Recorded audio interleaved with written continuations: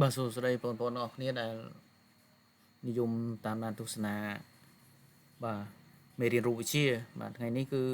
ថ្នាក់ទី9បាទលោកគ្រូនឹងលើកយកកំណែលំហាត់ថ្នាក់ទី9ដែលត្រូវនឹងកំណែលំហាត់លេខ11នៅក្នុងទំព័រទី25សភៅពុំបាទវិទ្យាសាស្ត្រនៅក្នុងមេរៀនជំពូកទី2មេរៀនទី1ខ្នោះបាទអញ្ចឹងលំហាត់ចុងក្រោយគេគឺលំហាត់លេខ11បាទអញ្ចឹងយើងចាប់ផ្ដើមទាំងអស់គ្នាបាទអញ្ចឹងគេលើកអង្គធាតុមួយទម្ងន់60ញូតុនដោយប្រើខ្នោះដោយរូបខាងក្រោមគេឲ្យគណនាផលមេកានិកនិងកម្លាំងចលករដើម្បីលើកអង្គធាតុនោះក្នុងករណីនីមួយៗឥឡូវឧមាថានេះរូបទី1រូបទី2រូបទី3បាទរូបទី1បងប្អូនស្គាល់ខ្នោះទេបាទខ្នោះចែកចេញជា3ប្រភេទគឺខ្នោះទម្រើកណ្ដាលខ្នោះទំនប់កណ្ដាលហើយនិងខ្នោះចលករកណ្ដាលដែលយើងរៀននៅក្នុងថ្នាក់ទី9ណាហើយ3ប្រភេទហ្នឹងមានខ្នោះមួយប្រភេទហ្នឹងអត់ចំណេញកម្លាំងចលករទេខ្នោះគឺជាប្រភេទម៉ាស៊ីនងាយបាទម៉ាស៊ីនងាយគឺសំដៅទៅលើឧបករណ៍ងាយដែលធ្វើមកជំនួយកម្លាំងដល់មនុស្សអានេះគេហៅម៉ាស៊ីនងាយឥឡូវម៉ាស៊ីនងាយដែលយើងរៀននៅក្នុងមេរៀនទី1គឺខ្នោះហើយលំហាត់លេខ11តាយើងទៅដំណោះស្រាយគេឲ្យគណនាបាទណឺស៊ីគណនាផលមេកានិកនិងកម្លាំងចលករអញ្ចឹងមុនគេគ្រូយើងលំហាត់លើកយកនេះមកមុនគេបាទរូបទី1គ្រូយករូបនេះរូបទី1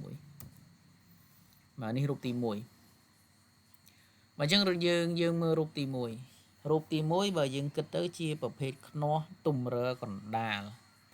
បាទខ្នោះទម្រើកណ្ដាលណាខ្នោះហ្នឹងចំណេញកម្លាំងអញ្ចឹងយើងដោះស្រាយផលមេកានិកមុនផលមេកានិកគឺ MA ស្មើនឹង FR លើ FR ឬក៏យើងអាចសរសេរតាមផលមេកានិកទ្រឹស្ដីបាទក្នុងនោះយើងអាចប្រើរូបមន្តផលមេកានិកទ្រឹស្ដីកម្រិតថ្នាក់ទី9របស់យើងវាមានផលមេកានិកទ្រឹស្ដីទេអញ្ចឹង MA យើងអាចយកស្មើនឹង DE នៅលើ DR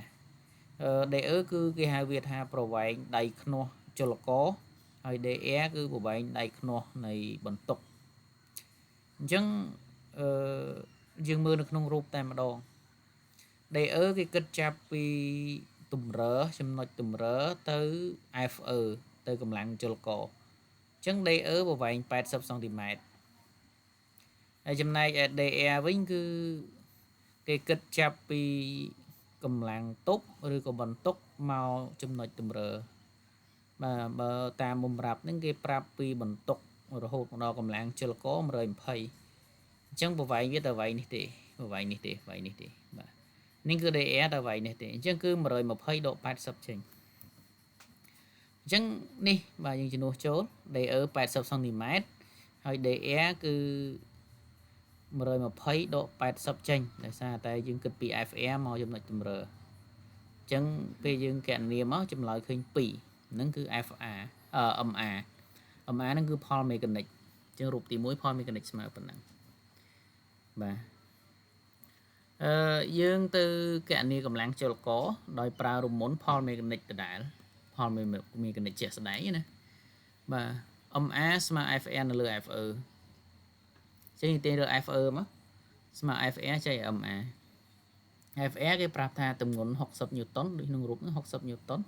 ហើយ MA យើងឲ្យឃើញ2យើងចែកគ្នាទៅបាទ60ញូតុនចែកជា2អញ្ចឹងឃើញ30ញូតុនបាទមានន័យថាកម្លាំងចលករចំណាយតែ30ញូតុននេះលើកបន្ទុកដែលមានទម្ងន់60ញូតុនរួចឬក៏យើងអាចនិយាយថា MA នេះស្មើ2មានន័យថាយើងប្រើប្រាស់ខ្នោះហ្នឹងចំណេញកម្លាំង2ដងអានឹងចប់រូបទី1យើងចូលដល់រូបទី2រូបនេះព្រោះយករូបនេះរូបទី2បាទរូបទី2ជាប្រភេទខ្នោះបាទកម្លាំងទប់នៅចន្លោះចំណុចទម្រើអញ្ចឹងគេហៅវាខ្នោះទំនប់កណ្ដាលខ្នោះហ្នឹងក៏ចំណេញកម្លាំងចលករដែរអញ្ចឹងទី1យើងនិយាយផលមេកានិកគឺ MA ស្មើយើងយក DE លើ DR ដដែលទៅបាទ DE របស់យើងគឺគិតចាប់ពីចំណុចទម្រើរហូតដល់កម្លាំងចលករហើយ DR គិតចាប់ពីចំណុចទម្រើរហូតដល់បន្ទុកអញ្ចឹងនៅក្នុងហ្នឹងគេប្រាប់អីពីចំណុចទម្រើមកកម្លាំងចលករ120អញ្ចឹង120 DE ហើយ DE គឺ40អញ្ចឹងយើងជំនួសលេខចូលបាទ120ចែក40អញ្ចឹងឃើញ3អញ្ចឹងផលមេកានិកនៅក្នុងរូបទី2គឺឃើញ3ហើយចំពោះកម្លាំងចលករវិញយើងប្រើរូបមន្តនេះដដែល MA ស្មើ FR លើ FE នាំឲ្យ FE ស្មើ FR ចែក MA FR គឺ60ដដែលកម្លាំងទប់ឬបន្ទុក60ដដែលអញ្ចឹងយើងយក60ចែកជា3មក